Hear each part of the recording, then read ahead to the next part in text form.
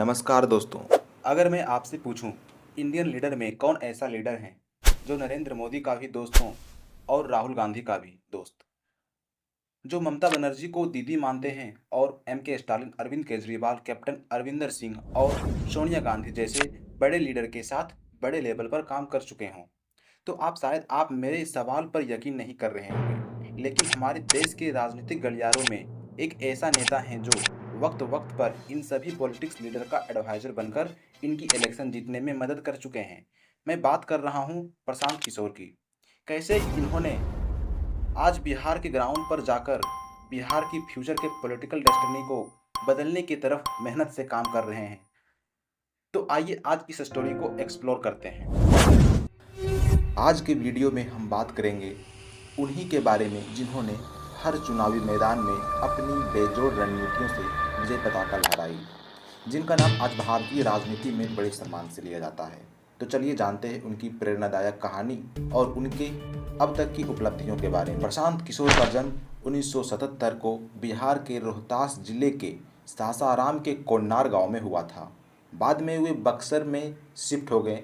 वे एक साधारण परिवार से आते हैं। उनके पिता श्रीकांत पांडे एक डॉक्टर हैं और माँ एक गृहिणी।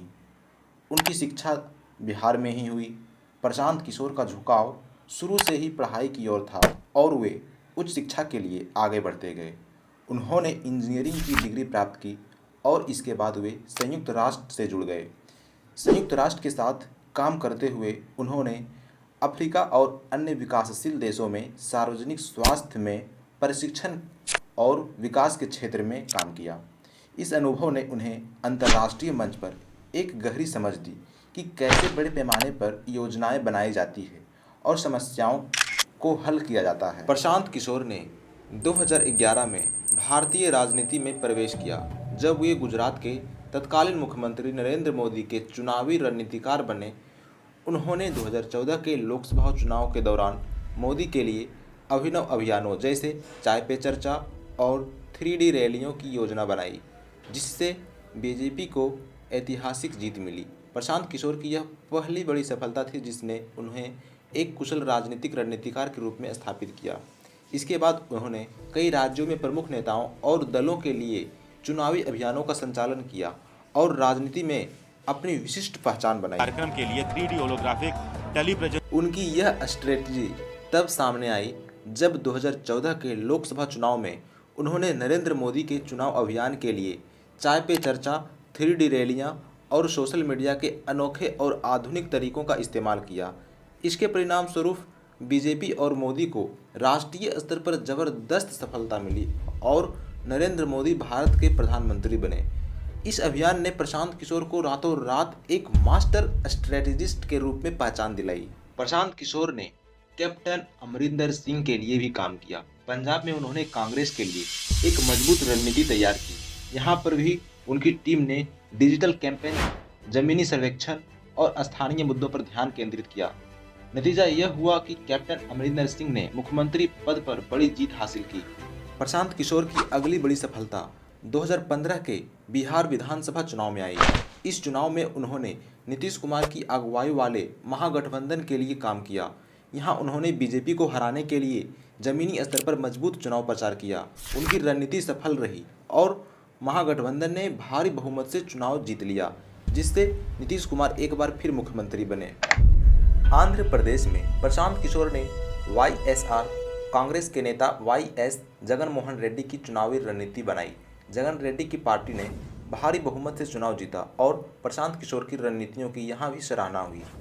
उनकी सबसे ताज़ा और यादगार उपलब्धियों में से एक है जो 2021 का पश्चिम बंगाल विधानसभा चुनाव। यहाँ उन्होंने ममता बनर्जी की तृणमूल कांग्रेस टीएमसी के लिए काम किया। इस चुनाव में बीजेपी की बड़ी चुनौतियों के बावजूद ममता बनर्जी तीसरी बार मुख्यमंत्री बनी और यह जीत प्रशांत किशोर की रणनीतियों का ही नतीजा था।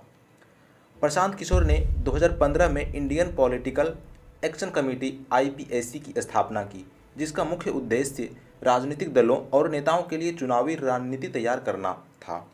IPAC ने भारत में कई राज्यों में काम किया है और विभिन्न राजनीतिक दलों के लिए चुनावी सफलता में मदद की है। हालांकि प्रशांत किशोर चुनावी रणनीतिकार के रूप में पहचाने जाते हैं, लेकिन उन्होंने खुद भी राजनीतिक सक्रियता दिखाने की कोशिश की। 2020 में उन्होंने बिहार के विकास को लेकर एक नई पहल की, जिसे बात बिहार की नाम दिया।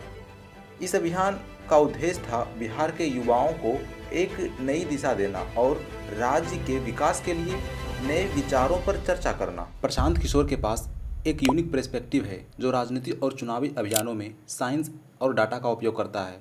वे ट्रेडिशनल पॉलिटिक्स से बिल्कुल अलग आधुनिक चुनाव प्रचार के तरीकों में विश्वास करते हैं। हालांकि वे सेक्रेट तरीके से काम करते हैं, फिर उनका प्रभाव हमेशा सामने दिखता है। राजनीति में वे एक मजबूत स्तंभ बन चुके हैं।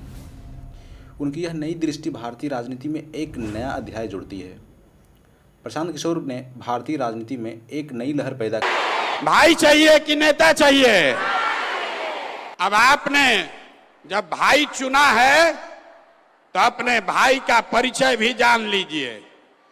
पिछले 10 बरस में आपके इस भाई ने जिस दल का, जिस नेता का हाथ पकड़ा, जिसको सलाह दिया, वो सब आदमी जीत के राजा हो गया। कोई मुख्यमंत्री बना है, कोई प्रधानमंत्री बना है। और अब आपने हमको भाई कहा है तो आपको ये वादा कर रहे हैं कि अभी किसी दल और नेता का नहीं। आपने हाथ में राखी बांधी है, तब आपका हाथ पकड़ रहे हैं। चाहे वो सोशल मीडिया का क्रांतिकारी उपयोग हो या जमीनी स्तर पर लोगों से जुड़ने की कला, इन्होंने राजनीति को एक नई डायरेक्शन दी है। And that's all. आप लोग का क्या विचार है, कमेंट करके अपना राय जरूर रखिएगा। यदि आपको यह वीडियो पसंद आया हो तो इसे लाइक करें, अपने दोस्तों के साथ शेयर करें और हमारे चैनल को सब्सक्राइब करना ना भूलें। धन्यवाद। मिलते हैं नेक्स्ट वीडियो में।